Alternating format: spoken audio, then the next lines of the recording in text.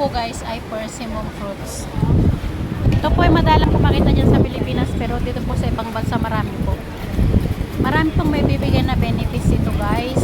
Lalo po sa mga taong may mga high blood pressure, high cholesterol, may diabetes. Ito po ay to cure them and to less their sickness into normal health. Kaya po guys, alam nyo pong may tutulong ng persimmon na ito guys sa ating katawan guys. Nakakapag-reduce po siya ng high blood pressure, high cholesterol at diabetes.